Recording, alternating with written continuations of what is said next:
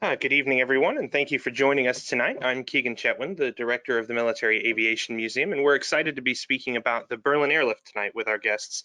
They're joining us from the Air Mobility Command Museum in Dover, Delaware. If you haven't been up there, it's really a wonderful museum. There's a mixture of large cargo aircraft out on an air park style ramp, but there's also some great stuff in the museum itself, including a C-47 that's near and dear to my own heart. But more on that another time. We don't often cover troop carrier and cargo aircraft subjects with as much frequency as we might like to, because they play a kind of an often overlooked role. Even the subject matter where we have kind of touched on these subjects has been connected to major operations like the airlift at Normandy and the landings for D-Day. And we'd certainly like to cover the hump as a topic as well. And we are working on a couple of speakers that will speak to that as well. But because these subjects are not widely covered in our webinar program, when the team from the Air Mobility Command Museum agreed to join, they pretty much had their choice of topics, and they decided to share the story of the Berlin Airlift, which I think is a really interesting subject.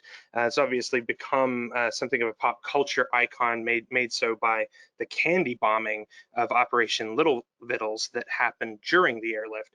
And I'm sure we'll hit on that a little bit. So our speakers tonight are Nick Saborio and Patrick O'Neill. I'm actually going to let them take it from here, let them introduce themselves and let them tell you a little bit more about the great museum that they represent before they get stuck into this great subject of the Berlin Airlift. So Nick, Patrick, are you there? Yes, we are. Well, take it away.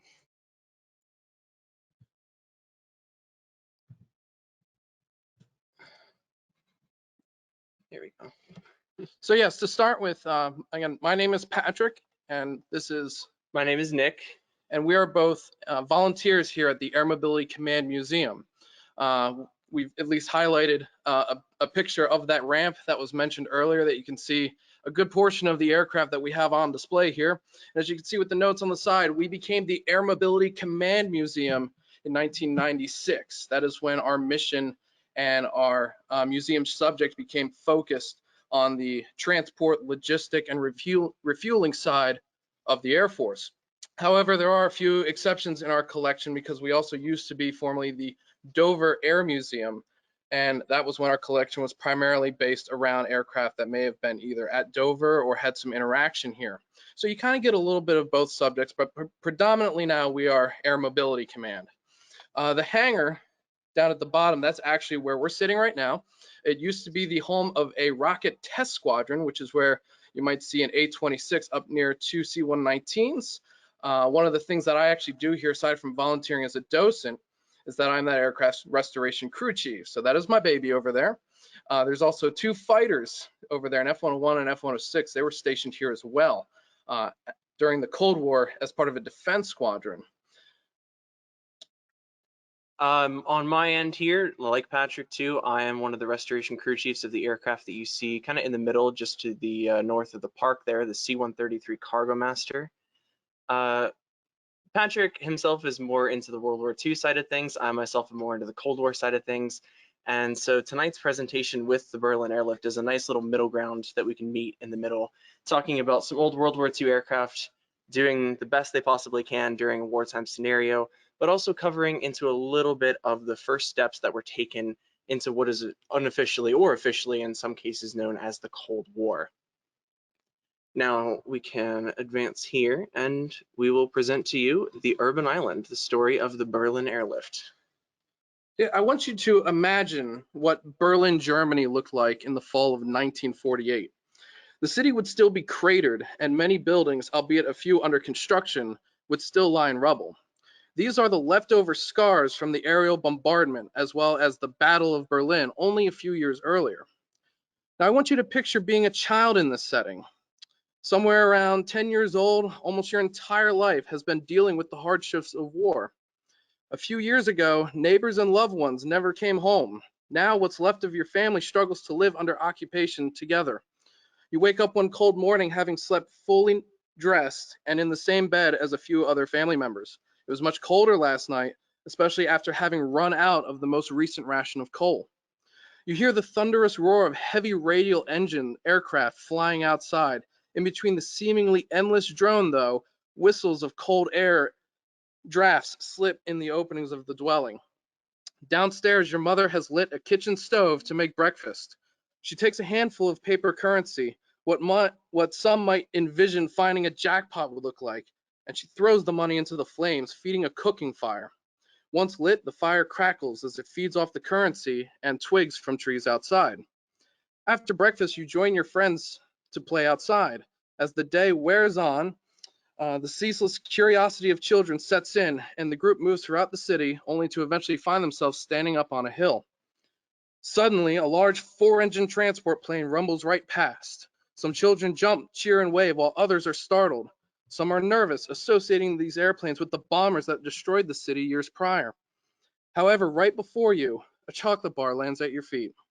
It was tied onto with a handkerchief. Other handkerchiefed candy bars land around, and the kids scatter about to collect the candy. Looking on from the hill, you can watch this airplane complete its landing. Meanwhile, in the background, other aircraft are being unloaded. Sacks of flour, food, and even coal is being offloaded from the aircraft into these trucks to be delivered into the city. This is Berlin in 1948, a city ruined by war and cut off from the outside world. Only the generosity of humanity, or the generosity and humanity of others, is keeping this city and its people going. For the time being, though, they are stranded on this urban island. And so with that in mind, our story of the Berlin Airlift starts actually a few years prior. And this picture here on the right might be something you're more familiar with. In conclusion of the Yalta and Potsdam conferences in 1945, the Big Three, as they're known, member nations, would decide and come to an agreement on how Europe and Germany specifically would be handled post-World War II. Germany and its capital city, Berlin, were divided into 3 major zones. So the US and the UK are holding the West, and the USSR or the Soviet Union hold the East, as you probably know. The Allied Control Council, which had been created by them to handle the management of post-war Germany, had not negotiated any permanent access over land routes into the east or through the eastern zone into Berlin. However, they did manage to secure 3 20-mile wide air corridors. Now, for now, that might not seem like much, but put a pin in that. That will become very important later on as we get into the later part of the story.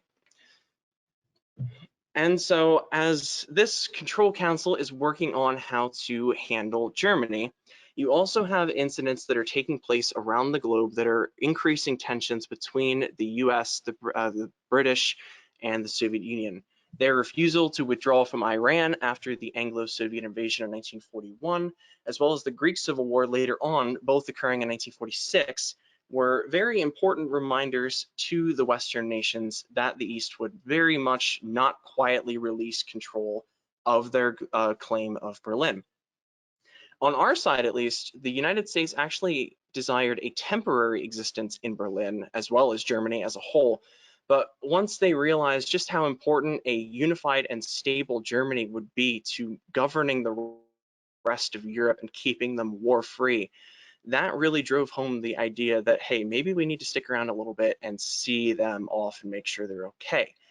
And so in response to that, President Truman at the time, recognizing the growing threat of this, creates containment policies to prevent communist governments from popping up in local nations, and by extension creates the Truman Doctrine. Now there's a couple things that happen a year later in 1947 that will also become important later on in the story.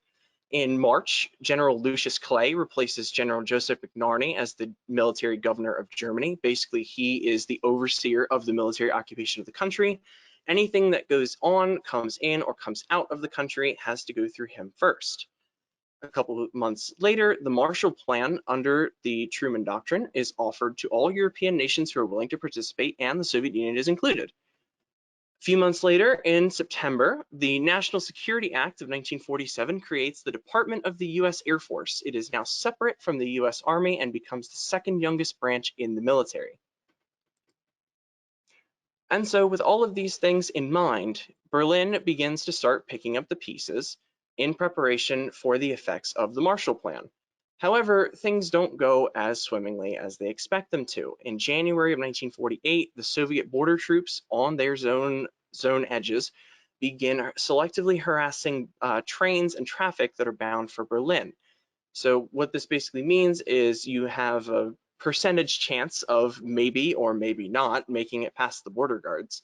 And these trains are carrying all the necessary sustenance that are keeping not just the military garrison in Berlin satisfied, but also the 2.5 million citizens of the city itself. And so by restricting the ground traffic in March, it now posed an even greater threat to the supply routes that were supplying the citizens and the garrison. And because of these traffic restrictions that have been put in place, a new method was very much in need of being created to continue supplying not only the military garrison, but also the city. And so the Allied commanders in the Berlin garrison put their heads together and they start thinking.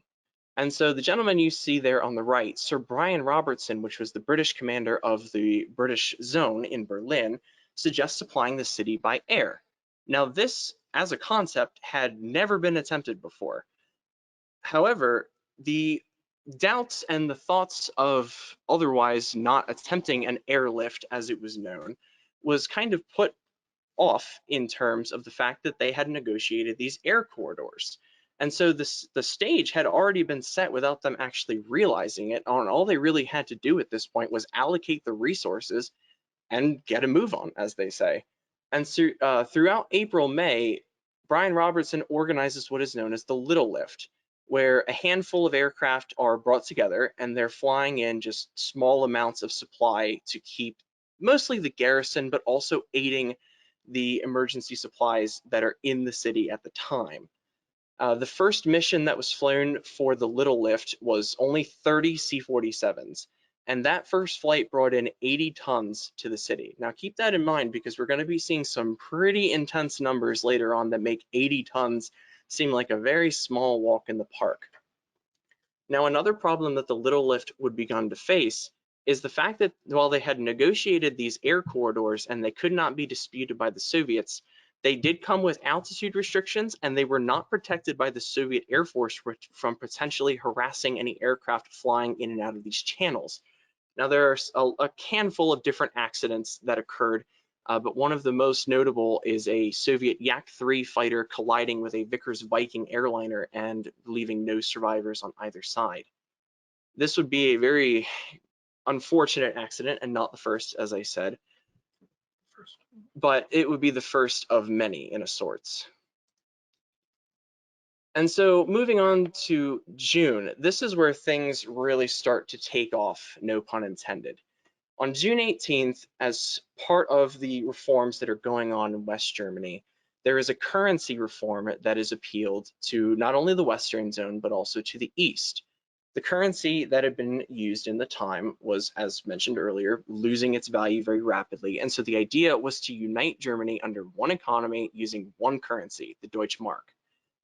However, as you'd expect, these negotiations did not go very smoothly, and a few days later, on June 24th, all ground and waterway connections were closed by Soviet troops, citing that they were under maintenance under the guise of technical difficulty.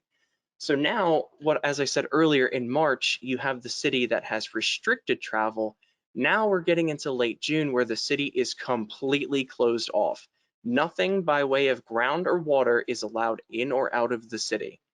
And this left the city of Berlin with only 36 days of emergency stock to keep not only the garrison, but those 2.5 million people alive. It seems like a very daunting task, I'm sure, but going back to the governor, General Clay, initially he had suggested the idea of breaking through the Soviet blockade with an armored column. But given the number differences between the US and UK garrison and the Soviet border troops that were in the area at the time, obviously this had become too risky and was cast aside. However, Clay went into his contact book, per se, and made a very important phone call. But there's one more thing, and you can see there on the right side of your screen, and I'll hand that over to Patrick here to tell you a little bit more about a change of command that happened within the Air Force at the time. Yes, I would like to clarify going forward here that you're going to see aircraft that have all kinds of wild markings and names and things that just, it's going to seem very out of place. It's not going to seem very ordered, especially for an organization like the like any Air Force, where they like to kind of keep things set and make sure identification is clear. See, the Air Force had really only been around for less than a year, and finally, after all the other branches had been consolidated or reorganized into the new Air Force, they finally caught up to the transport and logistical side of it. And that was left with the patch that's on the left there, Air Transport Command. Air Transport Command was really the main logistical mover of World War II. If you needed an aircraft delivered from a factory, one of the sub branches, Ferrying Command, which was part of ATC, they would deliver that aircraft. If you needed troops deployed overseas on a C-54, they would fly in an Air Transport Command aircraft before reaching a troop carrier squadron and going to the front. If you needed cargo, anything like that, that was all done by ATC. And so now we want to take all of the major transports in the military, both the Air Force and the Navy, which had Naval Air Transport Service, and we want to put ATC and NATS together and call it MATS, Mobility Air Transport Service. So, yeah, that's what I said. So anyway, with the foundation of MATS, it's not even 30 days old when the Berlin Airlift actually starts, and they had absolutely zero chance to organize really any of their official squadrons or anything. Aircraft were being sent to new units and flown, and all of a sudden now we need them in Germany. So I just wanted to make a note of that Air Transport Command, the markings were there, but the actual service was non-existent during the Berlin Airlift. And so now we have small contingents of aircraft being flown in from different areas, and they're in response to what is rapidly becoming a not so little lift. The important phone call that General Clay had made was to the commander of US Air Force Europe's fleet, General Curtis LeMay. If anyone's a fan of World War II and any European branches of the Army Air Force during World War II, this name will be very familiar to you. Yes, so names like Regensburg, Schweinfurt, as well as the fire bombings of Tokyo and the 20th Air Force, he all had something to do with. Things along those lines. And so now, recognizing that, hey, maybe this little lift can be something a little bit more of a big lift per se, General Clay puts out the call to Curtis LeMay and says, hey, do you have any aircraft that can reach out and come to Berlin or Germany in general and reply to this airlift and help us out? And so on June 25th, the Royal Air Force actually got a step up on us and started Operation Planefair, launching out of their base in Gatow. A day later, the Air Force officially begins Operation Vittles, the official code name of the Berlin Airlift, launching out of their main airport in Tempelhof. And go ahead. And so when Vittles started, as you see, they mustered a total force of 102 C-47s and 2 C-54s. And if the first test of 30 C-47s was evident that at 80 tons that they could carry wasn't going to be enough, this number was still insufficient. I believe the quota was somewhere around 4,000 tons a day had to be shipped. And so with a first batch of 80 tons and you've maybe hardly tripled, no, we're still not even making those expectations that need to keep this city going here. And so with the current force at his disposal, obviously having, even with 100 plus aircraft, the raw tonnage that these aircraft are capable of moving is not nearly close to the requirements that are necessary to keep this city alive. And so LeMay himself, also realizing the importance of larger and more powerful transport aircraft in response to this airlift, he places a request to headquarters USAF and asks for all available C-54 Skymasters, which is the aircraft you see there in the picture, to be reassigned to Operation Vittles. And so in response to that, 4 squadrons of aircraft from a lot of different places, totaling ironically 54 C-54s, begin arriving in July of 1948. And so if you're not a fan of math, bear with me real quick. I'll make this as quick and painless as I can. I'm not a fan of math at all. The tableau you see on the left there was actually created by British personnel who had done similar rationing for the United Kingdom several years ago during the London Blitz.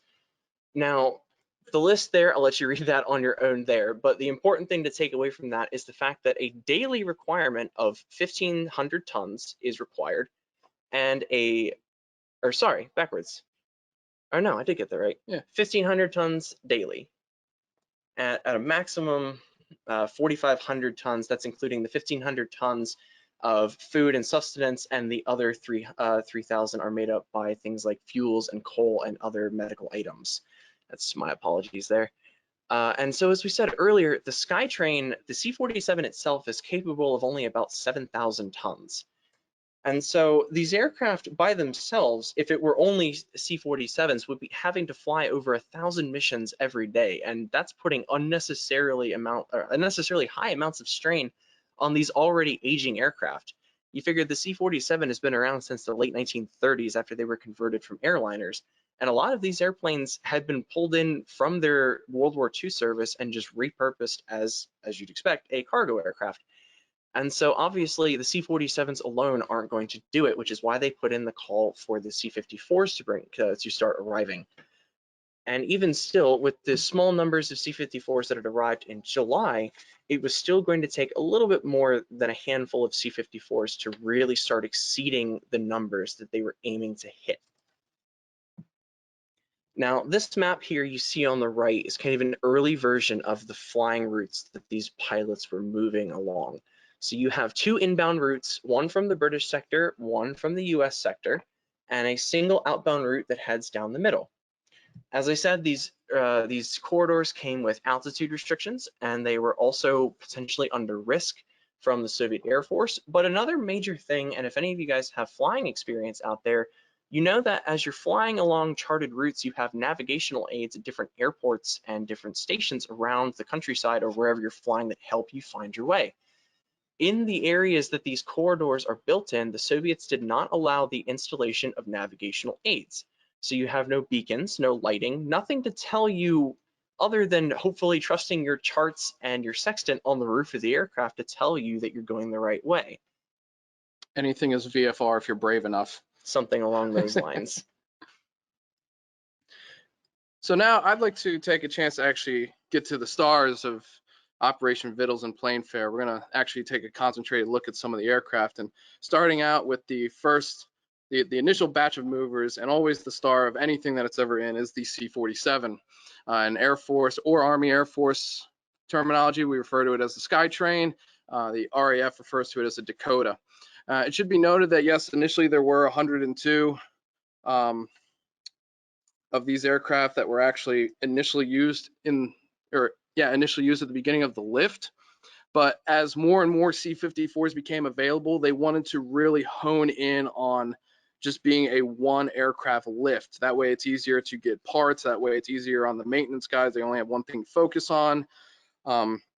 So as the lift progresses forward, you're going to see less SkyTrains. However, the Dakotas, they were always here. The RAF has always never really had the transport fleet that the United States has had. That's one of the reasons in Operation Market Garden, where 9th Troop Carrier Command did a lot of the heavy lifting to make up for the fact that the RAF really only had two groups available for transport and glider towing. And specifically with our museum, we'd like to introduce you all to 841, we refer to as Turf and Sports Special. The aircraft is a World War II veteran that we have on display here at the museum. On the picture on the left is the very same aircraft participating in the initial runs of the Berlin Airlift. And it's kind of cool to do a little comparison, because you can see on the right, we've preserved Turf and Sport as she looked when she carried the 82nd Airborne in for Operation Neptune on the very early morning hours of June 6, 1944. And since June 6 of 44 to now June of 1948, her nose art is gone, her squadron marking, the Q9, that's been deleted. There's a big patch right there. The old squadron letter on the tail, that's been deleted. And you can also still see some patchwork and remnants of the amount of combat that aircraft saw too. So it's very interesting to see the comparison of the aircraft. Next, we have, of course, the big one, the C-54 Skymasters, which were also used by the Navy aircraft, again, with it being MAT, the unification of the two branches transport service. These are called R5Ds in naval service versus C54 in Air Force service. These aircraft, they can carry about 12,000 pounds. Sometimes if you're really running short hops, you can increase that number. They run a bit of a bigger engine than a C-47 does. They run an R2000, where a C-47 runs a R1830. So there's a bit, the numbers mean cubic inches. So again, part of that one aircraft fleet is making sure that we can all work on the same engines and not have to worry about interchanging of parts or anything. Eventually, through the airlift, 300 C-54s about would be sent to Berlin. Among this number were 24 of the naval aircraft from 2 naval squadrons. And now this is where things get a little wild here, as they're moving forward and trying to come up with new ways to bring in more resources, one of those being coal. They got experimental, and at first they found some B-17 flying fortresses, apparently not in immediate use, and they started loading their bomb bays with cargo, but it really wasn't enough. And then somebody got the bright idea to try and use it to carry coal in the bomb bay and actually do coal bombing runs.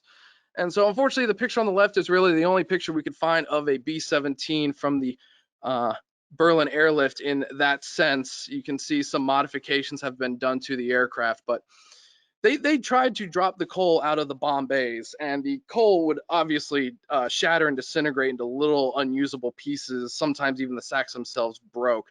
So throughout the airlift, they actually started setting aside a dedicated fleet of C-54s called the M model. 38 of those aircraft were actually designated for that model.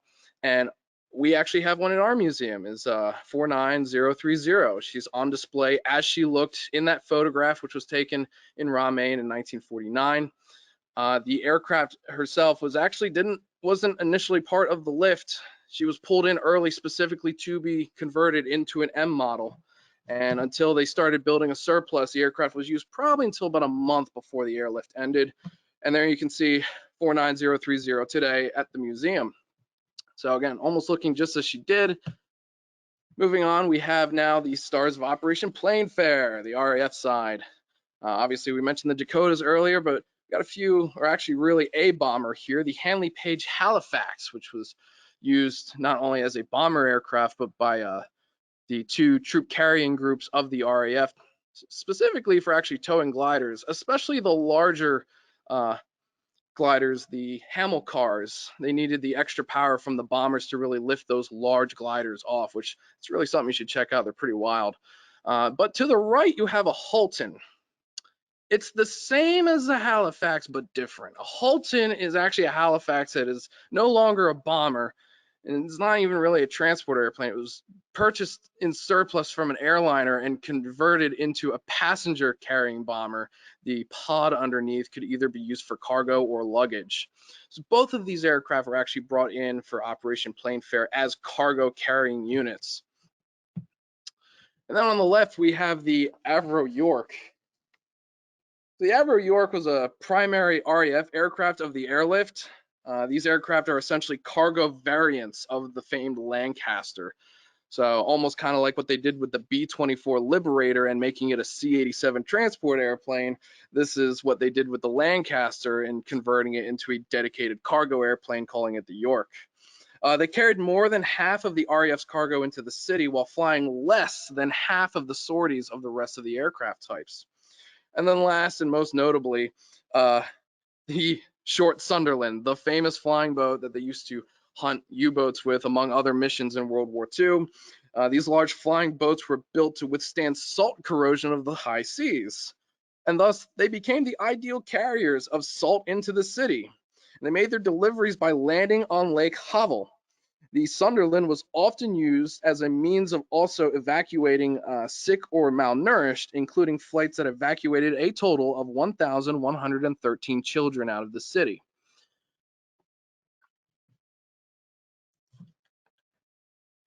And so picking up back on the story side of things, in late July, the United Nations National Security Council held a meeting where General Clay was in attendance and asked them to devote more aircraft on a larger scale than what LeMay had been able to secure from the operational bases in the theater that it was taking place in. And U.S. Air Force's Chief of Staff, General Hoyt Vandenberg, another name that'll be familiar to you, initially was opposed to this idea, concerned about the idea that overcommitting his airlift assets could cause a shortage and potentially be a sign of weakness for other operations in other areas. However, President Truman saw this and overruled that and allowed not only for more aircraft to be devoted to the airlift, but also directed the military branches as well as anyone else who was in the area to devote their fullest possible support to the airlift. And at first, we're going to jump back a couple months here, but on the onset of Operation Vittles, Curtis LeMay had appointed Brigadier General Joe Smith as the first commander of Operation Vittles. And with Joe Smith came a few reforms. How I said earlier initially that the air routes they were flying did not have any navigational beacons or assistance along there, Joe Smith added navigational beacons and guiding poles to allow the aircraft in the airlift to be able to find their way better. He also lowered air traffic separation from 25 minutes to 3 minutes in IFR, or instrument flight regulations. He also improved crew facilities on the ground, so pilots coming in and out of the different bases. Obviously, flying a regular airlift day in, day out is going to take a toll on the body, and so having those better facilities meant that the crew could better take care of themselves even while basically running themselves and their aircraft ragged. But one of the most important things, and how we've been mentioning that the C-47s in their aging time are slowly being phased out over time, slowly to make way for the C-54s. One thing that Joe Smith does is he assigns the C-47s specifically to Wiesbaden Air Force Base and the C-54s to Rhein-Main. Rhein-Main is a closer base to Berlin. It has better maintenance facilities, and it has the lion's share of the parts that were used for, to maintain the C-54s. The C-47s at Wiesbaden were placed further, well, not that much further away, but farther away than Rhein-Main, and were still taken care of, don't get me wrong, but were kind of considered equal but slightly less to the C-54s, given that the 47s were kind of on their way out as the C-54s were on their way in. And in spite of all of these reforms that General Smith is bringing to the airlift, they're only managing about 1,200 tons daily, and the requirement, as said before, is 4,500. So they're still well short of the daily necessity that they're expecting to make out of the airlift. And so while Joe Smith's reforms were very important, there's another name that'll come up, and how our introduction had mentioned flying the hump in the China-Burma-India theater. If there's any name that's going to ring a bell, it's going to be General William H. Tunner. On July 28th, General Tunner is assigned to the Operation Vittles to replace General Smith.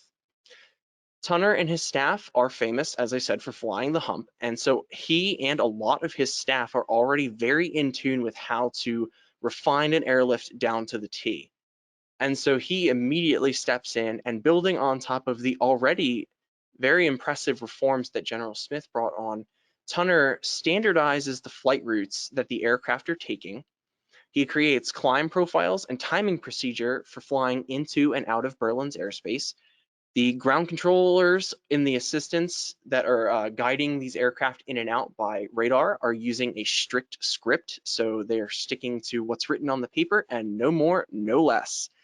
But another thing that might seem a little harsh, but makes sense in the end if you're thinking about a large-scale airlift, he mandates that the aircraft are only allowed to make one landing attempt. There are no second chances. If your aircraft does not land in the first part of the runway and is able to stop in time, you must go around. You cannot sit on the tarmac. You cannot dawdle. So I can't be practicing my missed approaches at Tempelhof. Precisely. You must keep the taxiways and runways and all airport facilities open for inbound and outbound aircraft. Likewise, the air crews aboard these aircraft must remain at the aircraft at all times. They cannot leave and wander around and do other things amongst the airport. They have to stay there. Airfield staff in the places that they're landing at will bring out their weather charts and their lemonades and things that they need to keep themselves going throughout the airlift. Tunner's team also visited some of the hubs that were loading cargo and preparing things like coal and medical supplies. In one example, the Army facility, and I'm sorry to pick on the Army if any of you guys are out there, the Army facility that was handling the coal bags that were being loaded on the C-54Ms were supposed to weigh 100 pounds each. But Tunner's team, upon realizing that some of these bags were clocking in at either 80 pounds or 120 pounds, had to start upgrading some of these facilities and making sure that their quality assurance was meeting the standard and keeping the cargo well balanced. One of the biggest nightmares a cargo pilot can face is having cargo on board the aircraft that is either overweight or unbalanced. And so it may not seem like much, it may seem like a very OCD thing to make sure that these bags are exactly 100 pounds, but it saves a lot of effort and it saves a lot of lives in the end, keeping these aircraft flying good. Another thing he did was reopen the maintenance hub at RAF Burton after some pretty harsh negotiations with USAF Europe. Having this extra maintenance hub here, which had originally served the RAF during World War II, allowed some of the smaller hubs at the actual airlift airports to take some of the slack off. And being a dedicated maintenance hub, had access to some of the bigger and more harder to get parts that the field areas did not have access to. And so this map that you see here on your screen is kind of a air quotes final form of the airlift. You can see the different GCA stations that are stationed, pun intended there, in between all of the different flying routes, and how the aircraft would be taking off, following that specific route, landing in Berlin, unloading, and then heading back out on another charted route. It's no longer just take off, try and stick to this corridor, and hope you find the right place. Now you have dedicated radar stations that are talking to you as you're flying these routes and guiding you in so you don't get lost and accidentally stray into the not so friendly territory areas of Berlin. So now I'd like to take the time to talk about some of the lesser known and unsung aircraft. To note with this too, a lot of these are going to belong to the British at some level. Even though the RAF was the main organizer and controlled operations, a lot of the aircraft that the British brought were actually contracted from civilian airliners.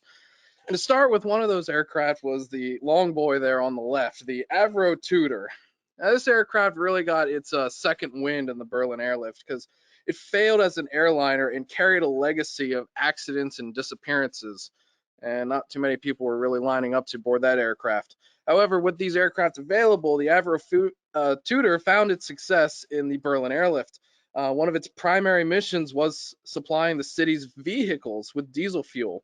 So that whole length of that body would be filled with 55-gallon drums of fuel. Each Tudor could carry about 2,000 gallons of diesel.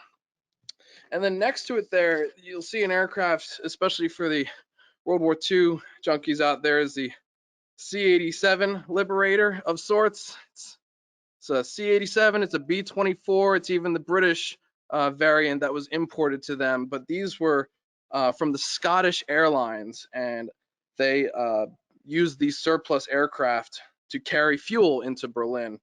You're going to see this too. Again, a lot of the aircraft we're going to cover here are the fuel birds, as opposed to the ones that were doing the main cargo hauling that I mentioned earlier. Now we have, again, a World War II bomber is the Avro Lancaster, the famous dam buster here.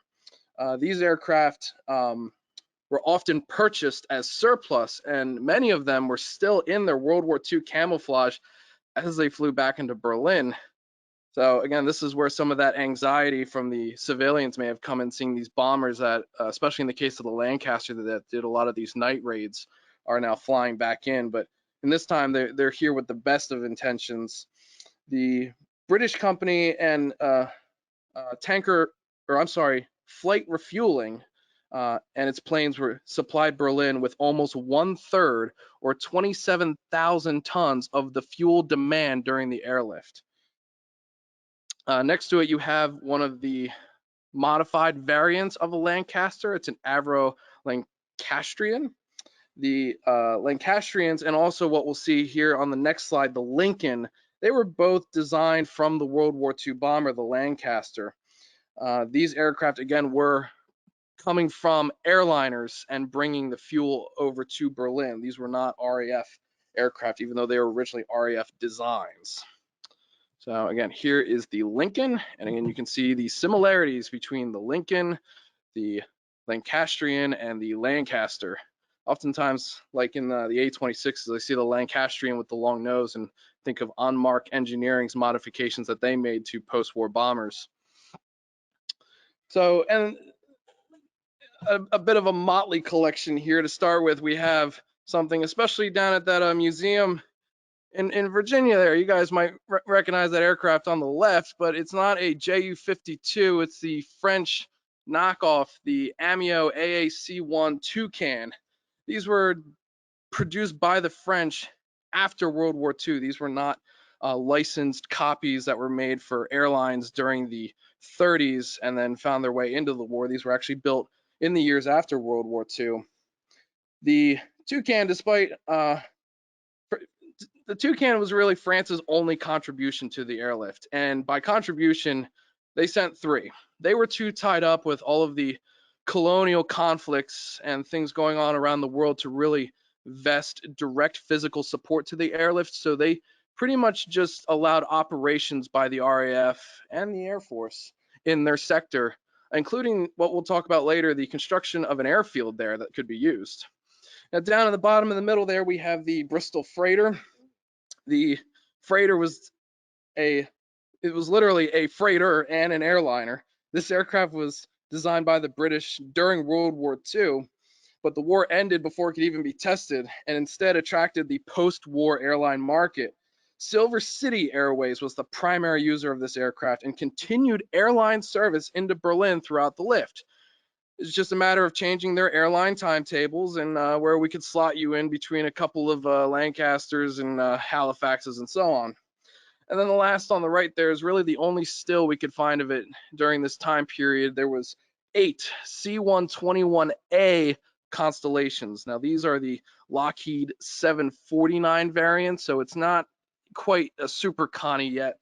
These were the first of what the 121 series would be in the Air Force. Now, these aircraft really supported the lift by managing the transatlantic route for MAT. So when all the 54s were taken out to go to Berlin, actually including 9030, our museum's 54, the Constellations filled that gap by continuing military service between continental United States and Europe.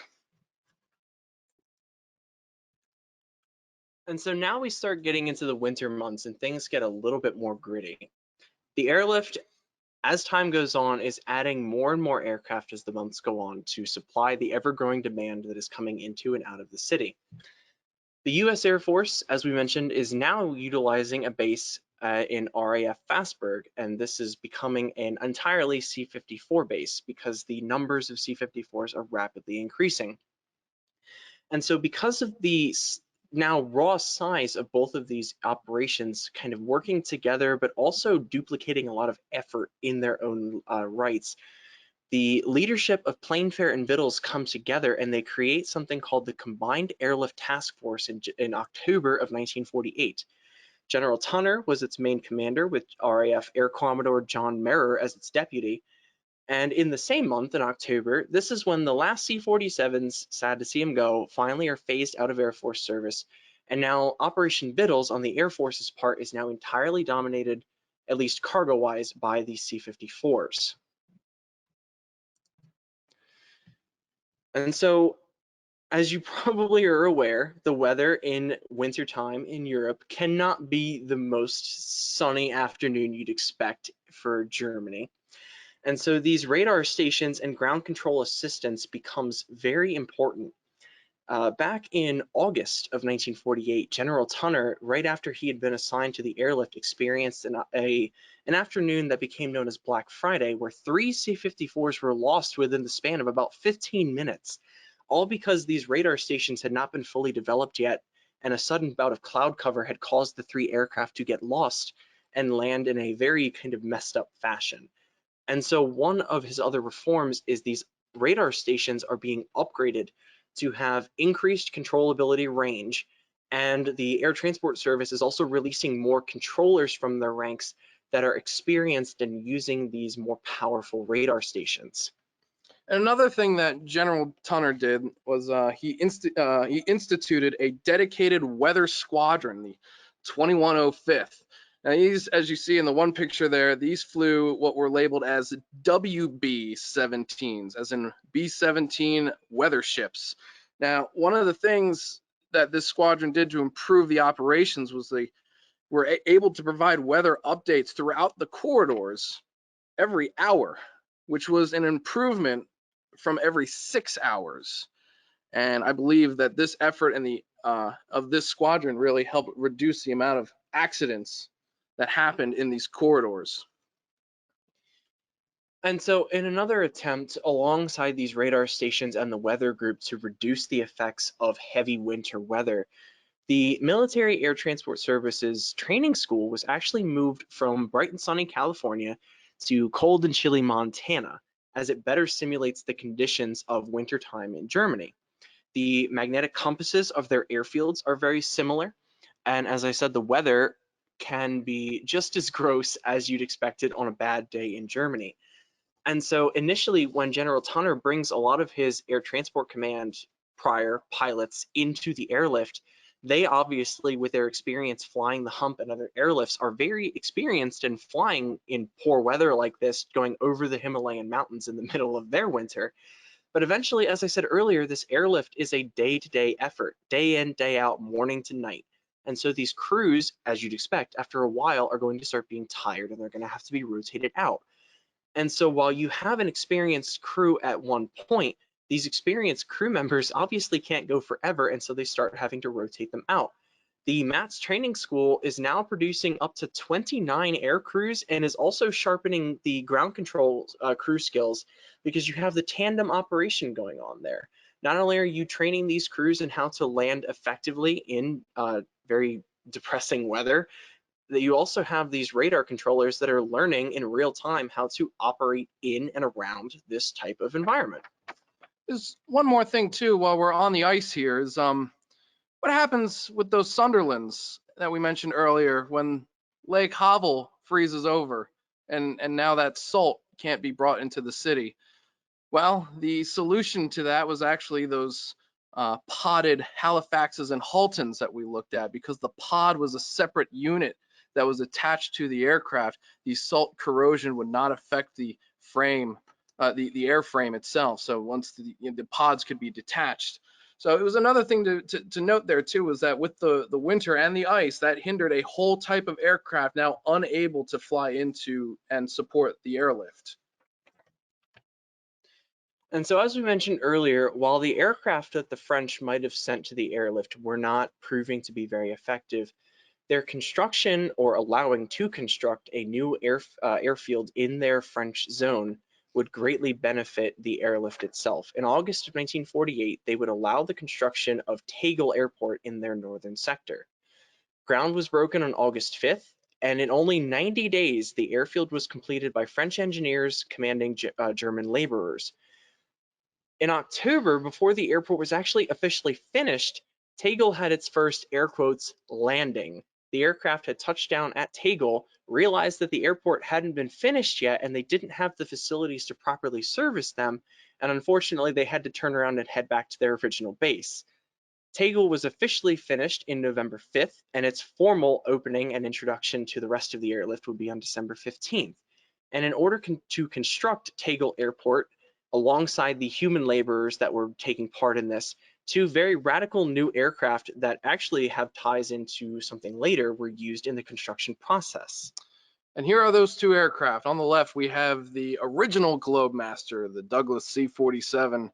I always like these aircraft. They're very interesting, especially as precursors to the bigger and more well-known C-124 Globemaster II. The aircraft there is the actual one C-74 that flew the airlift. It is CN 414. The aircraft is also, if you look in that picture, in the process of being loaded with heavy construction equipment. Probably a bulldozer or something, I think I can see there. Those are about to be lifted up into a back ramp that's after that wing route, and the aircraft will fly to a makeshift runway, for an auxiliary runway, we should say, at Tegel to deliver this cargo. So one C-74 was dedicated for that operation. I would also like to note too that after this aircraft, or after the airfield was built, this aircraft was used to ship Pratt & Whitney R2000 engines to keep the C-54 fleet airworthy. So they were doing runs back and forth from the United States to Germany and delivering these engines to keep a major logistical component going. On the right is the C-82 Packet, again, the lesser older brother of an aircraft that saw more use and more fame. The 82s were developed into the C-119s, and a lot of that development was learned by the aircraft's performance in the Berlin Airlift.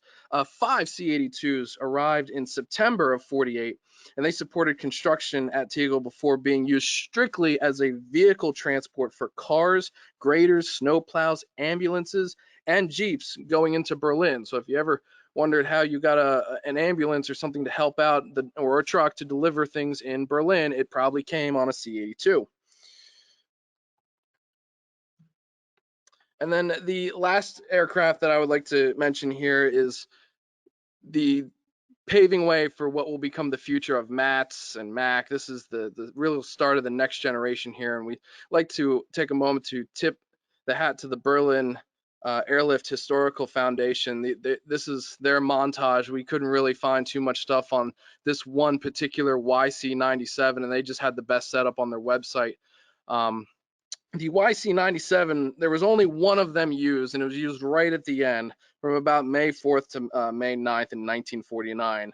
But in that time period, it carried 20 tons of coal, dehydrated potatoes, and rice. And General Tunner himself flew its last flight and was so impressed with the Air Force's newest transporter. He knew that this was going to be the way of the future moving forward after the airlift and aircraft development.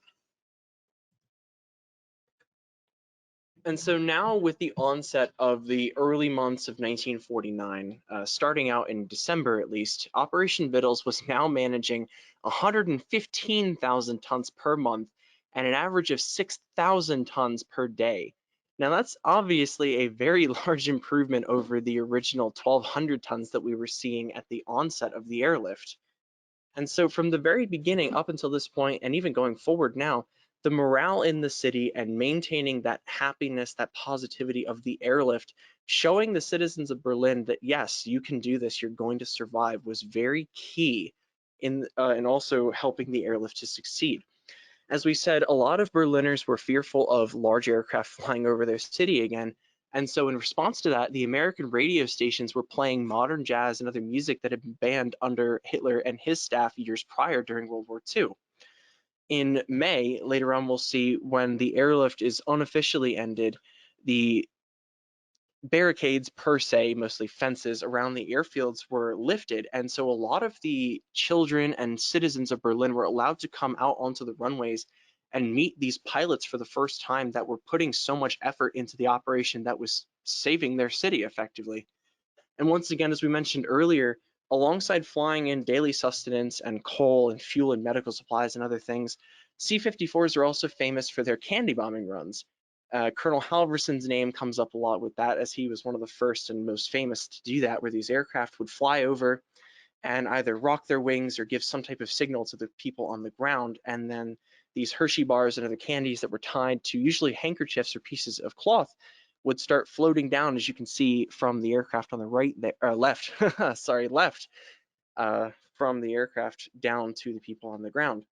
And at its peak, at this point in the airlift, Tempelhof Airport in the center of Berlin was cycling 3 aircraft, 2 out, 1 in, every 90 seconds.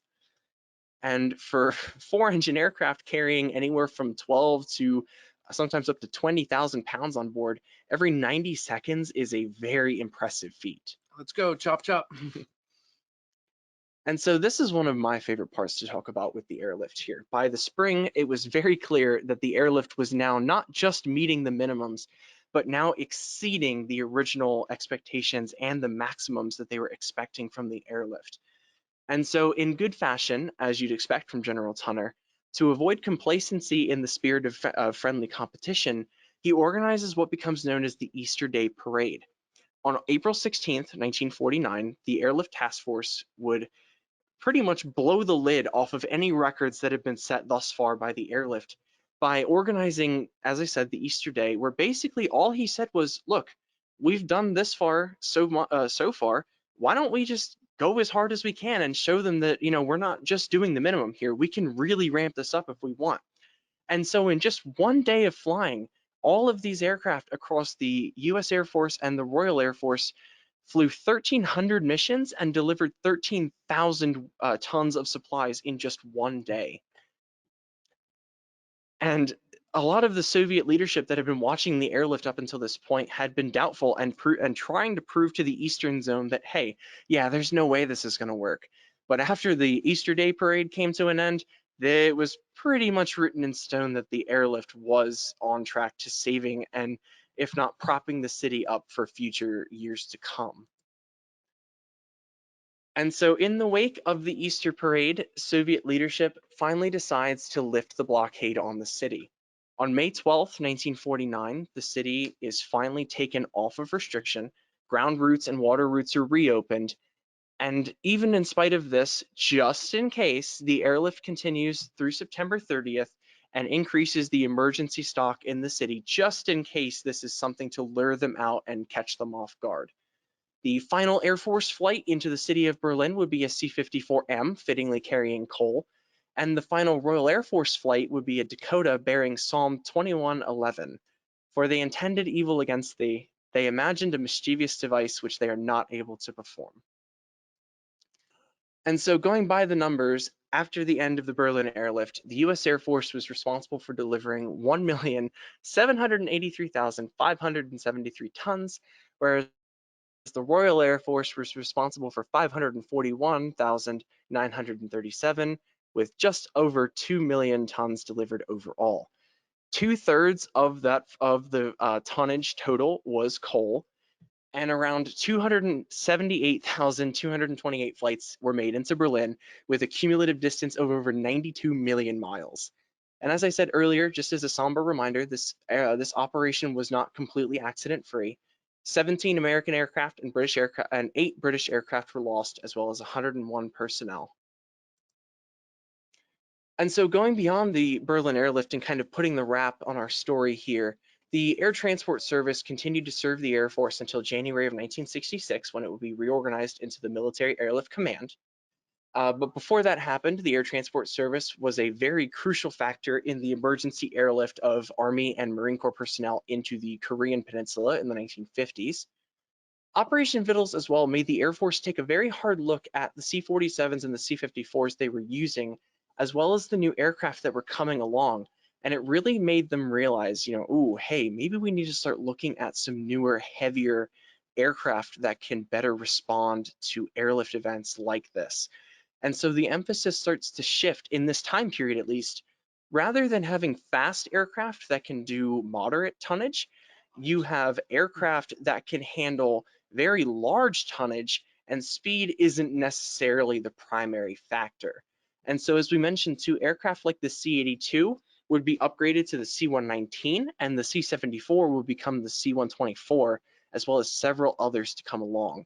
And so this really marks the beginning of the split between your tactical airlifters that are responsible for like the tactical airlift, as the name suggests, moving paratroopers and doing smaller airdrops of things like vehicles and pallets, and your outsized airlifters, things like the C-124s that can fit several tens of feet long fuel trucks on board their aircraft, driving out of clamshell doors that make up half of the nose.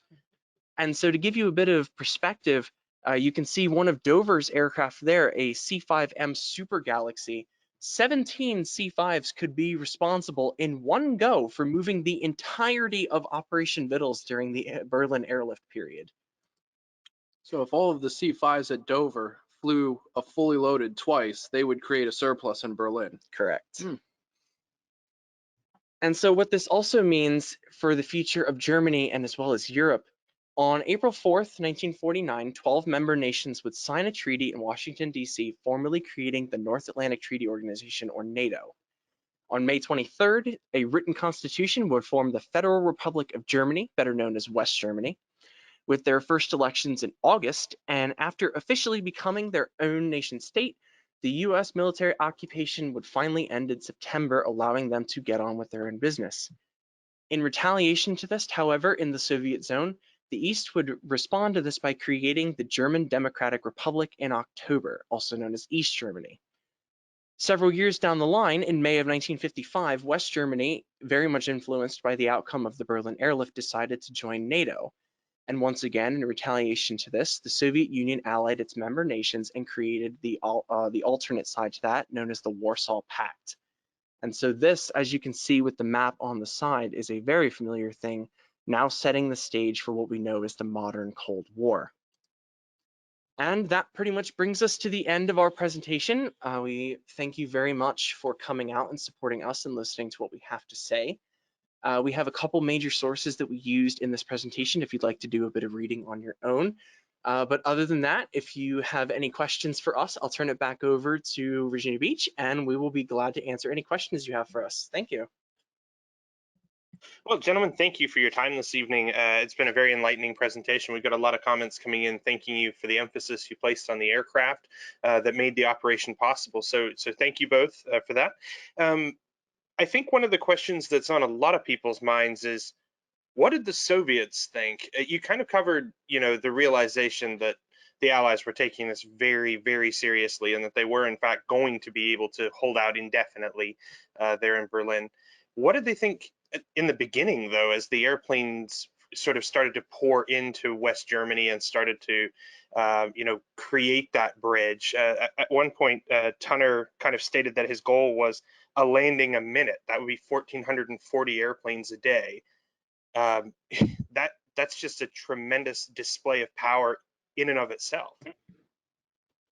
Yes, and I'm glad you mentioned that number, because with Tunner flying in the CBI, he created a method to his airlift contingency, I'd say, known as Tunner's jungle drums. I'm sure a lot of people probably are familiar with that because that's where that 1440 number comes from.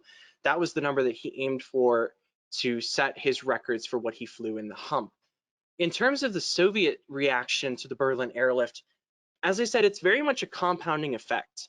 The idea was that they knew ahead of time, obviously, that with the restriction of ground routes, that they pretty much had the dominant control over what came in and what came out of Germany. It's through no fault of their own that they just happened to be in possession of that zone, putting themselves between as kind of a land barrier between the city of Berlin and the Western zone outside of that. And so they kind of, on one hand, weren't expecting a response as big as it was in the beginning. And so from the onset, even all the way through until 1949, pretty much the entire time the Soviet leadership were telling their zone, trust us, there's no way this is going to work. We have a tight lid on this. Aircraft by themselves are not able to move as much tonnage as you think they are.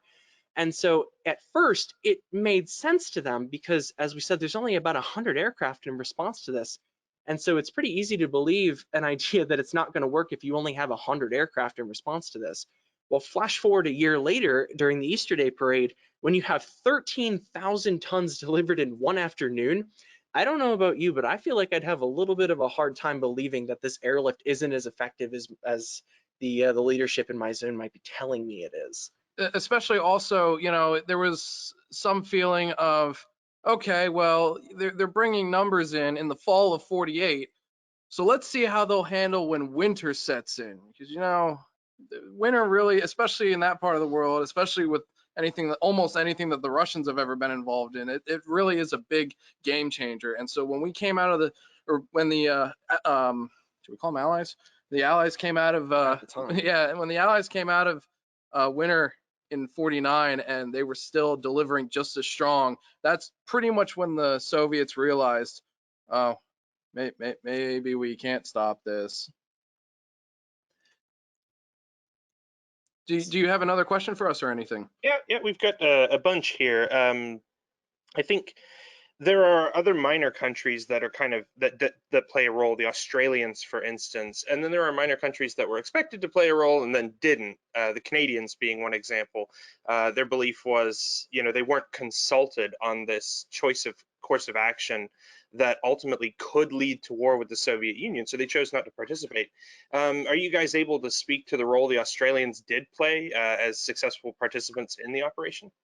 Yeah, so it wasn't even just the Australians. I do believe, and I'm attempting to rummage through some notes that I have here, but I do also believe that even South Africans, New Zealanders, and other countries that were associated with the British Empire, they had air crews, pilots, and individuals who were actually directly taking part in this airlift. But it was just a lot like with World War II. They really got filed in with just the RAF as a whole. It's good to know.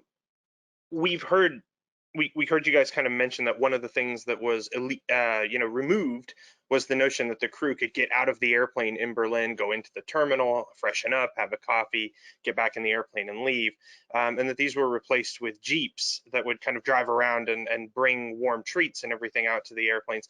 And that's obviously something that's been talked a lot about. Can you guys maybe elaborate a little bit more on the creature comforts provided there in Berlin?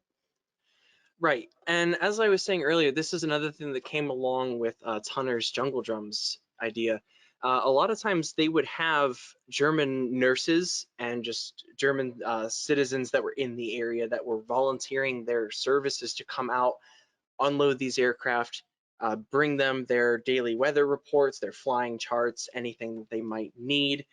The idea was that, as you said, you don't want, if you're maintaining a timetable with these aircraft that is as tight as it is, you don't want your pilots just getting up and out of the airplanes, and by the time they get out of the aircraft, it's time to go again. Yeah, it was something like 7 minutes about to unload the aircraft, a fully loaded C-54, and the aircraft could only stay in Tempelhof, for example, for 30 minutes.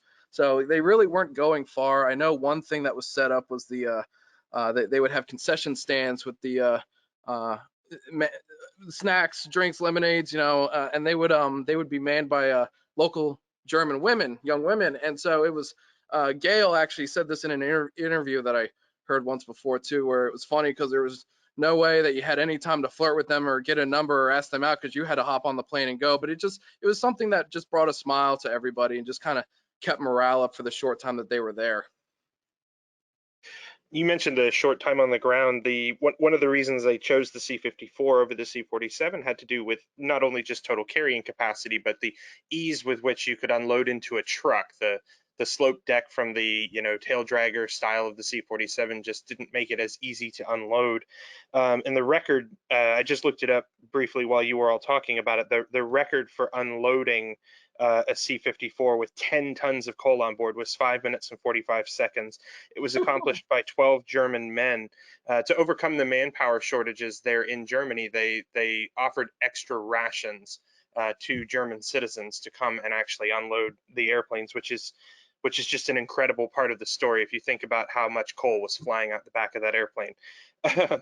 How Yeah, long was a pilot's duty day, and how many round trips would they make in the course of a day? That I couldn't really give you a hard number on that. It depends on, a lot of times, just how they pulled the flight crews for that day. It's a lot like working a regular flying schedule. Is you could be put on for flying on Monday, and then your rotation day is Tuesday, and then you come back on Wednesday. and coupled with them trying to keep the air fleet moving, but they obviously had more crews than they did aircraft, and then there's aircraft that are down for maintenance. So it really, I couldn't say with a hard number what a work day would be like, but it would definitely be you're here and we're going to need you to fly, so don't wander off, unless we're giving you a pass of sorts. So one of the things that's I think kind of interesting is as the operation grew to include so many C-54s, a lot of the airplanes that are out there and around that survive today still have coal dust inside the airplanes. It's apparently next to impossible to truly be rid of it. Is that the case with your C-54 that you have there that was involved in the coal airlift? Yes, 9030 still has coal dust in the nooks and crannies, and hopefully when things are a little less COVID and we resume our open cockpit tours, you can come inside and maybe find a fingernail full of it for yourself. Even and to put it really in retrospective too, 9030 had a whole career with Air Transport Command in World War II before actually becoming a M model, one of the 38 M models. And afterwards, she was still kept in the service. She bounced around a few different stations and ultimately ended up as a training aircraft for the FBI before our museum got it. So after all of that, paint changes, mission changes, cleanings, there's still coal in there. It's pretty amazing that the airplanes kind of wear the scars of their service, on them for the rest of their life. U.S. command at the start, it wasn't a sort of foregone conclusion that Berlin would stay as part of the Western sphere of influence, given that it was so deep in the Eastern allotment of Germany. U.S. command had actually asked the mayor of Berlin if the people were interested in this effort to bring supplies into their city, or if they were going to give up at the first sign of hardship, because the assumption was, or as you mentioned early on in the presentation, that even if this could be accomplished, it would still mean scarcity and hardship. And in the eastern half of the city, of course, the sort of Soviet-backed powers that be set up places where, as a citizen of Western Berlin, you could come in and register your support for the Soviets, and they would give you food. So can you guys maybe talk a little bit more about the public morale response to this effort to bring supplies into the city? Yes, just to sort of feed off of that a little bit, especially with the civilians, it was if you went to the Soviet side and you pledged your support, you got an East German ration card. So you had to surrender your West German ration card. You couldn't get any food or anything from the airports or those deliveries. You had to strictly rely and pledge your support on the Soviets. And another thing too, before I know Nick wants to make a point as well with this, one thing that the Berliners were keen on was that there was an option to cut down all the trees in the city. And the part of the Berliners actually willing to brave the hardships and still enjoy their city for what it was, being their homes. They only elected to cut down half the trees in a rationed and necessary sense. It wasn't just they ran around, cut them down, and made a lumber yard. It was really only when they had to, and they had a capping point. So, and then you want to add something? One other thing I can mention to you too, that people may or may not realize as part of this too, when the Soviets announced their blockade in June, we actually announced a counter blockade on them as well. Not only were we receiving small amounts of sustenance, as you said, through those ration cards, the Eastern Zone was actually receiving raw materials in metals and steels and things like that that were being used in equipment production. And so it kind of plays off of that first question you asked me with the Soviet response to this, where in June, the currency reform happens, the Soviets lock down the city and they go, haha, that'll teach them. And then they turn around and see all their factories are empty because they have no supplies coming from the West. I'm glad you brought that up. That's a very interesting dimension of this that I think often goes overlooked, just based on the scale of the humanitarian need, is absolutely that it had economic impact for the Soviets as well. So it was kind of like, I'm going to make you bleed faster than you can make me bleed, in kind of an interesting dynamic. Before it became a humanitarian effort, though, you guys mentioned an armored column discussion, and one of your early photos showed a B-29 landing. Due to the asymmetry of forces, just, the US and the British, everyone was kind of drawing down after World War II. The Soviets weren't really drawing down in the same way. And so there was obviously always the tension of when do we step up and go to nuclear war, and what are the implications of that? Can you talk a little bit more about the B-29s that were pre-staged into Germany? Curtis LeMay was no doubt happy to have them there.